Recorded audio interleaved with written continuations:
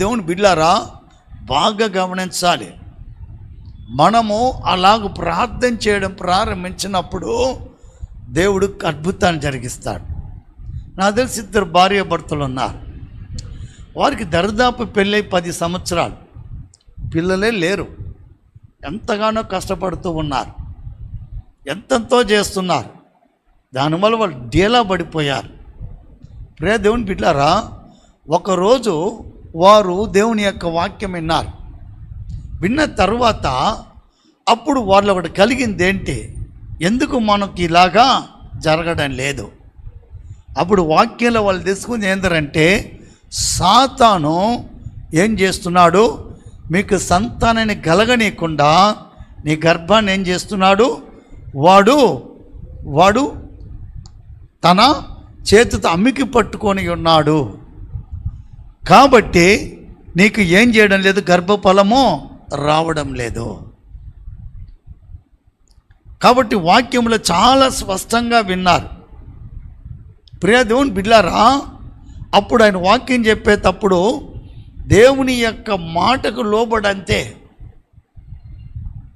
బాగా ప్రార్థన చేయి, అన్నాలాగా కన్నీటితో ప్రార్థన చేయి, దేవుని గర్భాన్ని తెరుస్తాడు. నీకు పిల్లలు కలగబడడానికి కారణం ఏంటంటే, అంధకార సాతాను యొక్క శక్తి మీ మీద, నీ కుటుంబం మీద ఏం చేస్తుంది, ప్రభావాన్ని చూపెడుతుంది. దానివల్ల గర్భం దాలుస్తున్నా మధ్యలో కరిగిపోతుంది, గర్భం దాలుస్తున్నా మధ్యలో కరిగిపోతుంది, చేతికి రావడమే లేదు. ప్రియ దేవుని బిడ్డలారా, అప్పుడు తెలిసింది ఏంటో తెలుసండి. నేను నిజంగా చెప్తున్నా అండి, ఒట్టి చెప్పడం లేదు ఇది. అప్పుడు వాళ్ళకి తెలిసింది ఏంటంటే, అదొక కాటేరు, అదొక రక్త కాటేరు అనబడిన సాతాన్. అది ఆ పిండమును ఏం చేస్తుందంట, ఆ యొక్క రక్త పిండాన్ని, రక్త ముద్దే కదండి స్టార్టింగ్లో, ఆ ముద్దను ఏం చేస్తుందంటే నాశనం చేస్తూ వస్తుందంట. దాదాపు వాళ్ళకి 10 సంవత్సరాలు ఇదే సమస్య. అప్పుడు వారు దేవుని వాక్యం విన్నారు. ఏం చేయాలి, ఇది వారి కంటికి కనబడిని అంధకార క్రియ, సాతాను యొక్క పని. అది తెలుసుకున్న తరువాత వారిద్దరు ప్రార్థన చేయడం ప్రారంభించారు. వారే తీర్మానించుకున్నారు, మనమిద్దరము వారం రోజులు ఉపవాసం మనం ఏం చేయాలి, బాగా ప్రార్థన చేయాలి.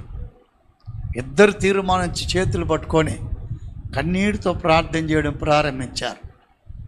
ఫస్ట్ రోజు, 2వ రోజు, 3వ రోజు, 4వ రోజు, 5వ రోజు ప్రార్థన చేస్తూ ఉంటే వాళ్ళ ఇంట్లో కేక వినబడతా ఉందంట. వాళ్ళు ప్రార్థన చేస్తుంటే వాళ్ళు కనబడుతుంది.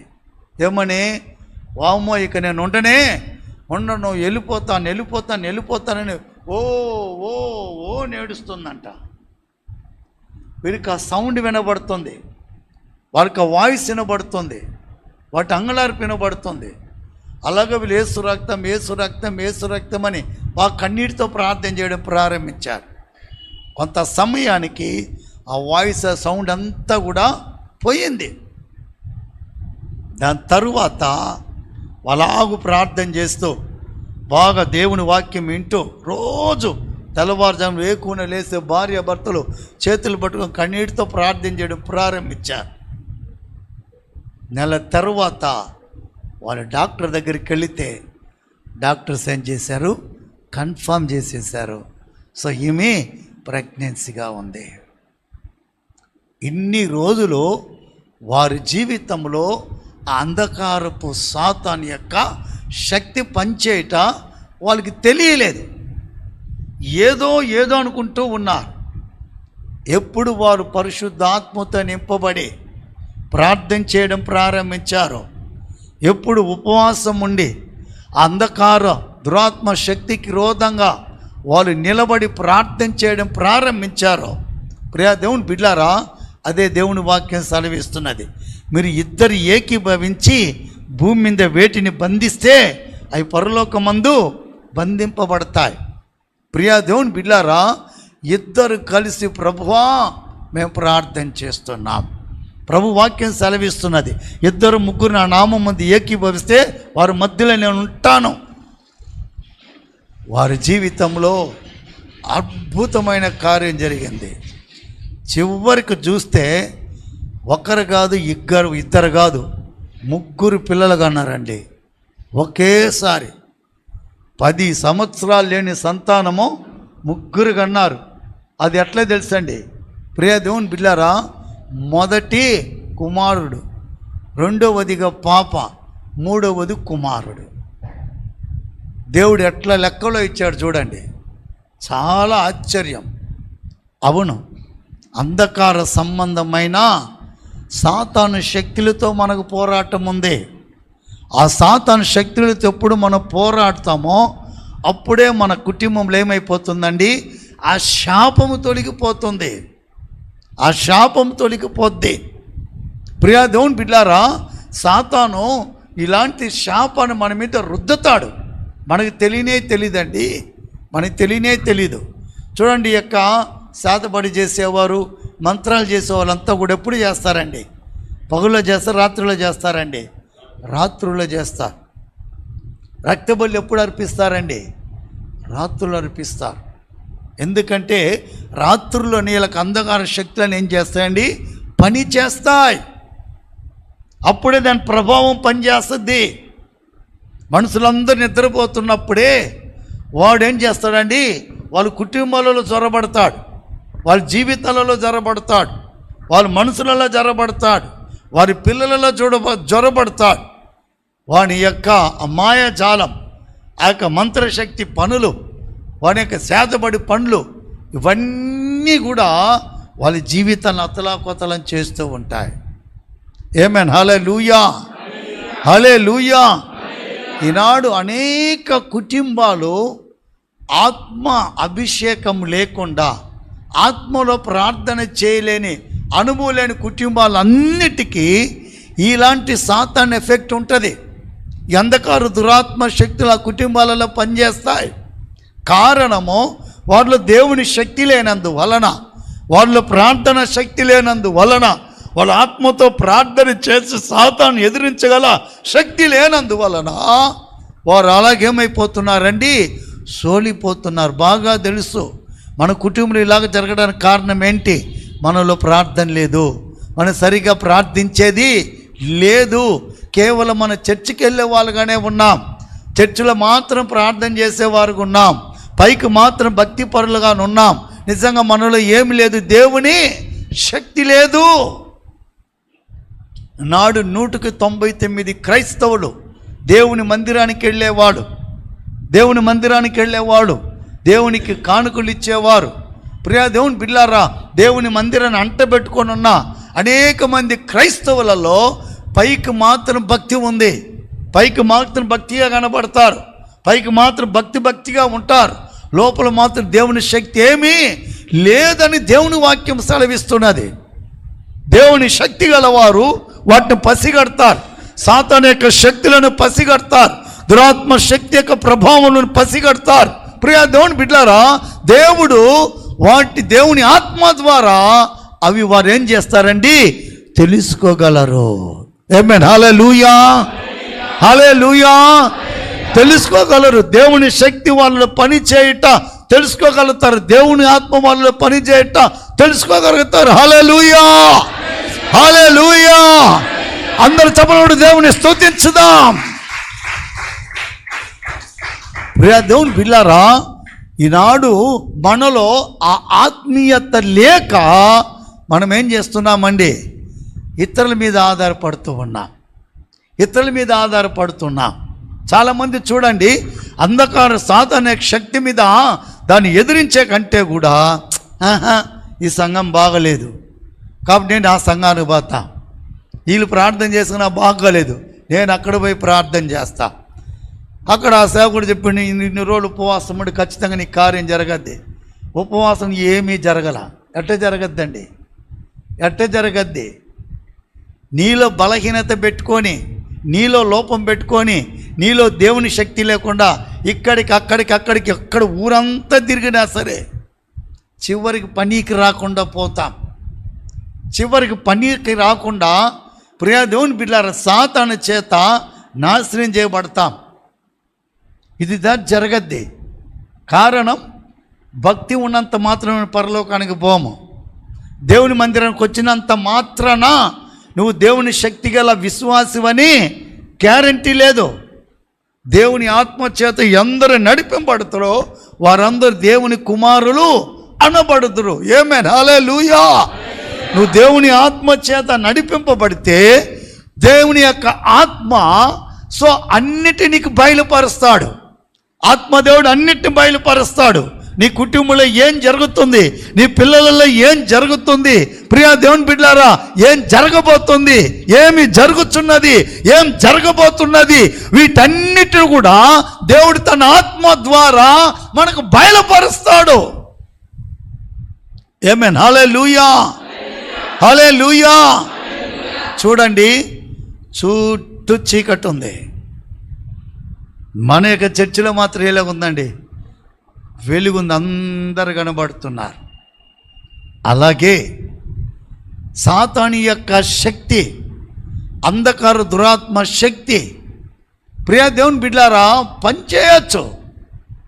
దాని పని చుట్టూ ఉండొచ్చు కానీ నీ ఇంట్లో ఉండదు. కారణము, ప్రభు చెప్పాడు, నువ్వు లోకమునకు వెలుగై ఉన్నావు. ఆమేన్, హల్లెలూయా. కొండ మీద ఉన్న పట్టణము మరుగై ఉండదు. ఆమేన్, హల్లెలూయా. నీలోనున్న దేవుని శక్తి కప్పెడితే అది వెలుగునివ్వకుండా ఉండేది కాదు. ఆమేన్, హల్లెలూయా, హల్లెలూయా. నీ వెలుగు కొంచెం కింద పెట్టి కప్పేది కాదు. ఆమేన్, హల్లెలూయా. అది అగ్ని, అది అగ్ని. ఆమేన్, హల్లెలూయా. చూడండి ప్రియా దేవుని బిడ్డ, గణగణగణ మంట మండుతుంది అనుకోండి, ఆ మంట మీద కొంచెం తీసుకొచ్చి పెట్టండి, ఏమవుతుంది, కొంచెం ఏమైపోతుంది, కాలిపోద్ది. ఆమేన్, హల్లెలూయా, కాలిపోద్ది. అలాగనే దేవుని యొక్క నీలో దేవుని శక్తి ఉంటే సాతాను నిన్నేమీ చేయలేదు, సాతాను ప్రభావం ఏమీ చేయలేదు. నువ్వు నీ కుటుంబానికి ఒక వెలుగు, నీ కుటుంబానికి ఒక శక్తి. నిన్ను చూసి సాతాను అసలే రాలేడు. ఆమేన్, హల్లెలూయా, హల్లెలూయా. దేవుని శక్తి నీలో ఉంటే అపవాది పారిపోవాల్సిందే. మేము కొత్తగా వచ్చిన ఒక ఇంట్లో మేము కాపురం ఉన్నాం. ప్రియ దేవుని బిడ్డలారా, మేము బాగా ప్రార్థన చేస్తుంటాం. మేము ప్రార్థన చేసి దేవుడు మమ్మల్ని ఆశీర్వదిస్తున్నాడు, వాళ్ళని ఆశీర్వదిస్తున్నాడు. అయితే వాళ్ళకు ఒక డౌటు ఏంటంటే, దేవుడు వాళ్ళని ఆశీర్వదిస్తున్నారు కానీ అనేక విధమైన పిల్లలకు ఒళ్ళుబాలేక ఈ గొడవలు అన్నీ వస్తున్నాయి. వారు పోయి ఒక దగ్గర పోయి చూపెట్టారంట. చూపెడితే వాడు చెప్పిండంట, సో మీ దేవుడు మీ దగ్గర లేడు. ఏమైండు, ఆయన బజార్లో నిలబడుకొని ఉండు. బజార్లో నిలబడి, అవును అవును. సో మీ ఇంట్లో ప్రభు నమ్ముకొని ఉన్నారు కదా, వాళ్ళు ప్రార్థన చేస్తుంటే సో ఆయన తట్టుకోలేక పోయి బయటకు పోయి నిలబడుకున్న బజార్లో. మీరు వాళ్ళు గాలి చేస్తే కానీ మీ దేవుడు లోపలికి రాడు, ఆయన రానంటుండని చెప్పిందంట. ఎవరండి? సో చెప్పి దగ్గరికి వెళ్ళారు. వాడు క్లియర్గా చెప్పారు, ఆయన ఆడుండు రానండి మొండి పట్టేసుకొని ఉండు, వీళ్ళు ఎప్పుడు గాలి చేస్తావో వాళ్ళు ఎప్పుడు లోపలికి వస్తారు అన్నారంట. నా దగ్గరకు వచ్చిండ్రు, అన్నయ్య మీరు గాలి చేయండి. ఏమమ్మా ఏమైంది? మేము నెలకి కిరాయి కరెక్ట్గానే కడుతున్నాం కదా, అన్నీ కరెక్ట్గా కడుతున్నాం, మీకేం ప్రాబ్లం ఇవ్వలేదు కదా.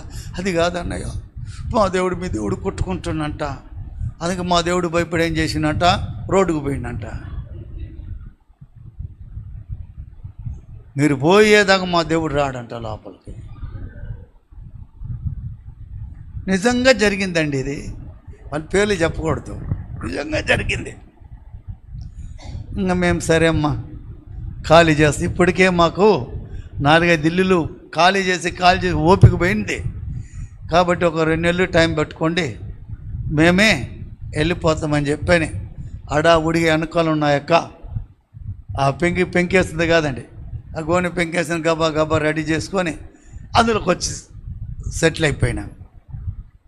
ప్రియా దేవుని బిడ్డలారా, మనలో దేవుని శక్తి ఉందరా అనుకో, ఏ దురాత్మ శక్తి ఇంట్లో ఉండదు.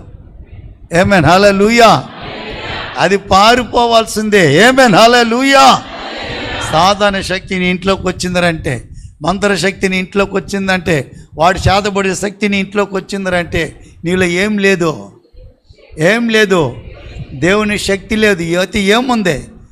కేవలం భక్తి మాత్రం ఉంది. ఆ భక్తి పెట్టుకుని నేను దేవుని బిడ్డని అని చెప్పని ఎట్లా తిరగాల్సింది, ఆడించు జోడిగా అన్నట్లుగా. దానివల్ల ఏమీ లాభం లేదు. నువ్వు దేవుని యొక్క శక్తితో నింపబడితేనే. అందుకే దేవుని వాక్యం సెలవిస్తున్నది, మీరు అపవాది తంత్రములు ఎరిగిన వారై వాడిని ఎదిరించుటకు శక్తిమంతులగునట్లు దేవుడిచ్చే సర్వాంగ కవచమును ధరించుకొనుడి. ఆమేన్, హల్లెలూయా. మీరు పోరాడేది సాధారణమైన వారితో కాదు, శరీర సంబంధమైన వారితో కాదు. మీరు పోరాడే వాళ్ళు ఏరు అంటే వారు తెలుసా? మీకంటే శక్తిమంతులు. వారిని పోరాడి జయించాలనుకో, వారికంటే శక్తి గల దేవుని శక్తి మీకు కావాలి. అదే పరిశుద్ధాత్ముని యొక్క శక్తి. ఆ పరిశుద్ధాత్మ శక్తితో నింపబడి మీరు ప్రార్థన చేసినప్పుడే, ఆమేన్, హల్లెలూయా, నీ కుటుంబంలో ఎలాగ రహస్యంగా అంధకారంగా సాతాను క్రియలు ఏమేమి పనిచేస్తున్నాయో వాటిని ఆత్మలో నింపబడి ప్రార్థన చేసేటప్పుడు సాతాను క్రియలన్నీ కూడా లయమైపోతాయి. ఆమేన్, హల్లెలూయా.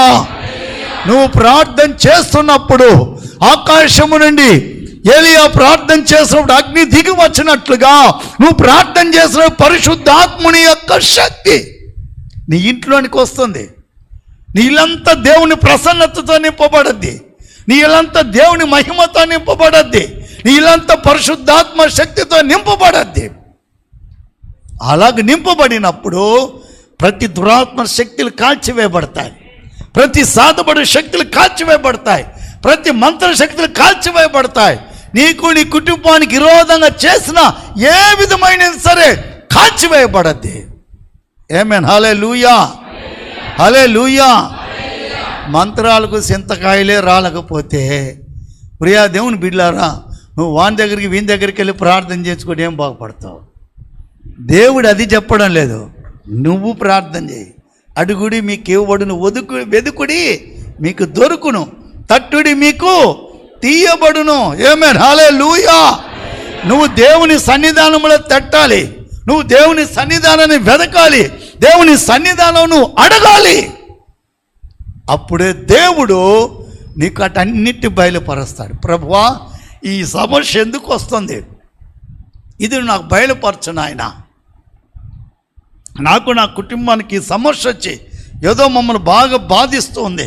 మమ్మల్ని బాధిస్తున్న ఈ యొక్క అంధకార శక్తులను యేసు నామములో బంధిస్తున్నాను అని బంధించి ప్రార్థన చేసి చూడండి. ప్రియా దేవుని బిడ్డలారా, దేవుడు గొప్ప కార్యాన్ని జరిగిస్తాడు. ఆమేన్.